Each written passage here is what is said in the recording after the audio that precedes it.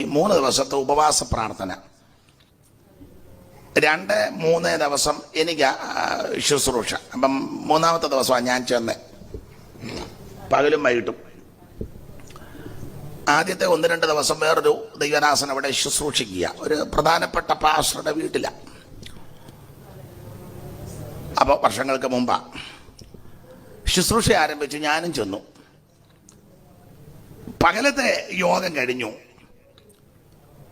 ദൈവദാസന്മാർക്ക് ഭക്ഷണം കൊടുക്കാൻ അകത്ത് ക്രമീകരണം. അപ്പം ഉപവസിക്കാത്തവരും വേറെ ഗസ്റ്റുമൊക്കെ ഉണ്ട്. അപ്പം പകലത്തെ യോഗം കഴിഞ്ഞ് ഞാൻ ഇച്ചിരി താമസിച്ചായിരുന്നു. അതുകൊണ്ട് ഞാൻ പ്രസംഗിച്ചില്ല, വേറൊരാൾ പ്രസംഗിച്ചു. താമസിച്ചെന്നുണ്ട്. ഞാൻ പറഞ്ഞു അദ്ദേഹം ശുശ്രൂഷിക്കട്ടെ, വൈകിട്ട് യോഗം ഉണ്ടല്ലോ, അന്നേരം ഞാൻ പറയാം. ഇതിന് ശേഷം മധ്യസ്ഥ പ്രാർത്ഥനയുണ്ട്, അന്നേരം ആലോചനയും തൂതുമൊക്കെ ആയിട്ട് ഇരിക്കുക. അപ്പോൾ രാവിലത്തെ സെഷൻ കഴിഞ്ഞ് ഭക്ഷണത്തിന് അടുക്കളയിൽ ക്രമീകരണം നടത്തുന്നത്. ഡൈനിങ് ടേബിൾ വലുതാണ്. ആ ഡൈനിങ് ടേബിളിൻ്റെ ആ സൈഡിലൊരു വാവൽ അടുക്കള. അപ്പോൾ ഞാൻ 1-2 പേരോട് സംസാരിച്ച് കഴിഞ്ഞ് ചെന്നപ്പോൾ എനിക്ക് ആ അടുക്കളയുടെ ഭാഗത്തുള്ള കസേരയാണ് കിട്ടിയത്, ഡൈനിങ് ടേബിളിൻ്റെ തന്നെ. മനഃപൂർവ്വം ഇരുന്നതല്ല, ഇതാ അതിൻ്റെ ഇങ്ങനെ വന്നതുകൊണ്ട് പറ്റിയ, മറ്റവരെല്ലാം ഇരുന്നു.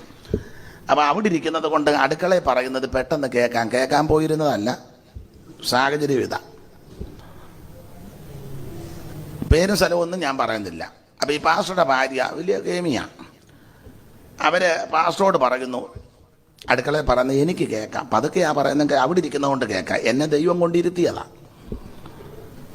അവർ പറഞ്ഞു ഇവനെല്ലാം വെച്ച് വിളമ്പാനൊന്നും എന്നെ കൊണ്ട് പിന്നെ അതിൻ്റെ ദീനമാണ്. ഇവർ പറയുന്നത് അടക്കി പറയുക. ഇതിനെ പാസ്റ്റർ പതക്കെ പറക്കേക്കും എന്നോട് പറഞ്ഞിട്ടുണ്ട്. ഞാൻ കേട്ടു. പെട്ടെന്ന് വാക്യം എൻ്റെ അകത്ത് വന്നു, കണ്ണുകടിയുള്ളവൻ്റെ അപ്പം തിന്നരുതെന്ന്. പക്ഷെ ഞാൻ ആ സന്ദർഭത്തിൽ അവിടെ നിന്ന് എഴുന്നേറ്റാൽ അന്തരീക്ഷം പോകും. മറ്റവരാരും കേട്ടിട്ടില്ല, അവരും ചിലപ്പോൾ കഴിച്ചില്ലെന്ന് വരികയില്ല, അതൊരു വേറൊരു അന്തരീക്ഷമാകും. അതുകൊണ്ട് ഞാൻ ഒന്നും മിണ്ടിയില്ല, ഇരുന്നു. ഒരു ഇടർച്ച വരുത്തണ്ട എന്ന് കരുതി അല്പം ഭക്ഷണം മേടിച്ച് കഴിച്ചു. ഞാനിത് കേട്ടെന്ന് അവരറിഞ്ഞുമില്ല. കേട്ടതായിട്ട് ഞാൻ സംസാരത്തിലോ മുഖഭാവത്തിലൊന്നും വരുത്തിയില്ല. യോഗമെല്ലാം കഴിഞ്ഞപ്പം, ഭക്ഷണം കഴിച്ചു കഴിഞ്ഞപ്പം അമ്മാമ്മ ഇച്ചിരി കഴിഞ്ഞ് വന്നിട്ട് പ്രൈസ് ദി ലോർഡ് ദൈവദാസന്മാരെ. ഞാനും പറഞ്ഞു സ്തോത്രം. നമ്മളെപ്പോലെ അഭിനയിക്കാൻ മിടുക്കർ വേറെ ആരും, ഈ മമ്മൂട്ടിയും മോഹൻലാലും ഒന്നും നമ്മുടെ വെട്ടത്ത് വരികയല്ല. അവർക്കൊക്കെ എഴുതി കൊടുക്കണം. എന്തുവാ അതിന് പറയാനേ, ഡയലോഗൊക്കെ കൊടുത്തെങ്കിൽ അതവർ പഠിച്ചേച്ചാ. നമുക്ക് ഒന്നും എഴുതി തരണ്ട, അന്നേരം ഇനി വരുവാ. അയ്യോ, പത്രോസ് ഇതിനോട് ചേർന്നൊരു പദം പറഞ്ഞു, വ്യാജഭാവം. നമ്മളെ പോലെ വ്യാജഭാവം കാണിക്കാൻ മിടുക്കര് ലോകത്തിലാരും ഇല്ല. ആരാധനയ്ക്കിരിക്കുമ്പോൾ ഇങ്ങനെ ഇരിപ്പൊക്കെ നിങ്ങളിന്ന് കണ്ട് എന്തോ പവിത്രമായിട്ട്. ഇത് കഴിയുമ്പോൾ കമ്മിറ്റി കൂടുമ്പോൾ ഈ മുഖം വന്ന് 2 ഫോട്ടോയും എടുക്കണം. 2 ഫോട്ടോയും ഫ്രെയിം ചെയ്ത് വെക്കുന്നത് നല്ലത്. ഇടയ്ക്കിടയ്ക്ക് നോക്കണം. കമ്മിറ്റി കൂടിയപ്പോൾ ഉള്ള മുഖഭാവവും കർത്തൃമേശം എടുത്തപ്പോഴുള്ള, ചുമ്മാ വന്ന് വെള്ളവും കടലയും മേടിച്ചോണ്ട് പോകുന്നത് പോലെ. ഞാനിങ്ങനെ പറയുന്നതിന് വിരോധം വല്ലതും ഉണ്ടോ?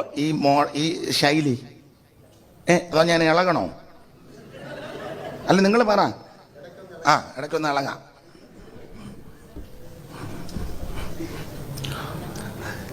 അപ്പൊ ശ്രദ്ധിക്കുക, ഈ സ്ത്രീയെ ഇത് പറഞ്ഞു, ഞാനിത് കേട്ടു, ഒന്നും മിണ്ടിയില്ല.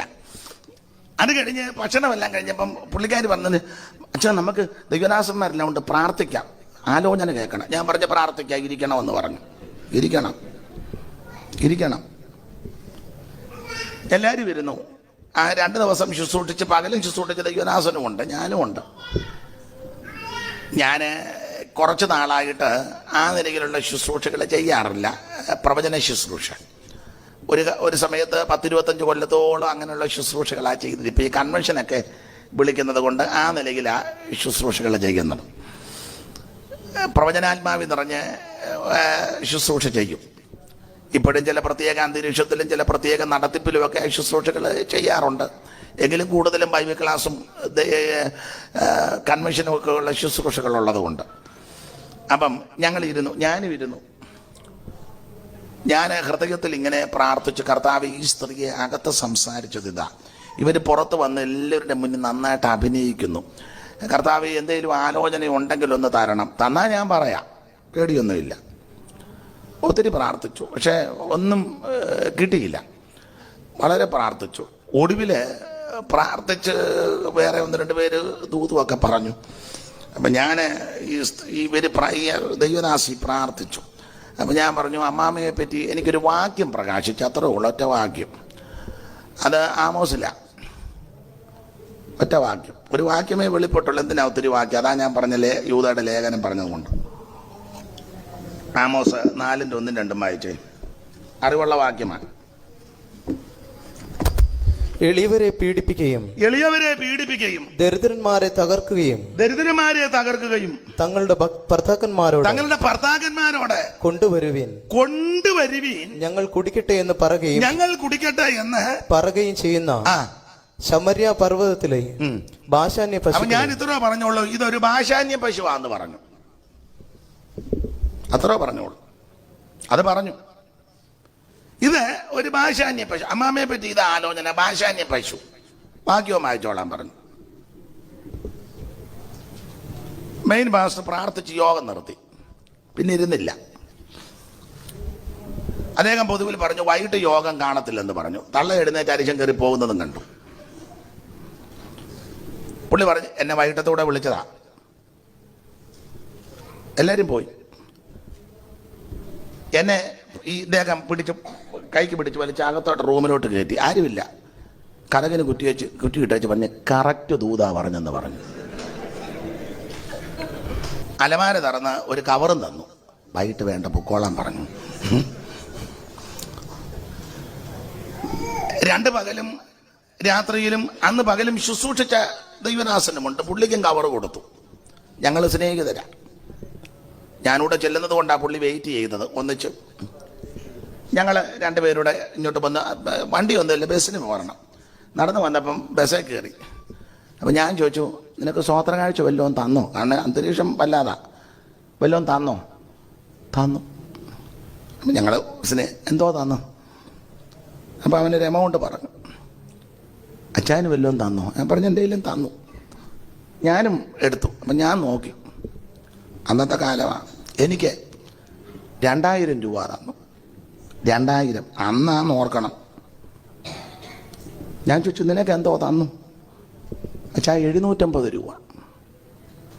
അന്നാ വിലയുള്ളതാ. ഞാൻ ചോദിച്ചു, നീ 2 രാത്രിയും 2 പകലും ഇന്ന് പകലും എല്ലാം ഈ അണ്ടം കീറിയിട്ട് നിനക്ക് ഇത്ര? ഞാൻ ഒറ്റ വാക്യോ പറഞ്ഞോളൂ. നിങ്ങൾക്ക് മനസ്സിലായി കാണും. ഇത് പോസ്റ്റ് കാർഡാ. 25 വാക്യമേ ഉള്ളൂ. കൊരിന്ത്യർക്ക് എഴുതിയ 1-ാം ലേഖനം 16 അധ്യായമുണ്ട്. ഇല്ലണ്ട. അപ്പൊ ഇത് 25 വാക്യമേ ഉള്ളൂ എങ്കിലും സകല വിഷയവും ഈ ലേഖനത്തിലുണ്ട്.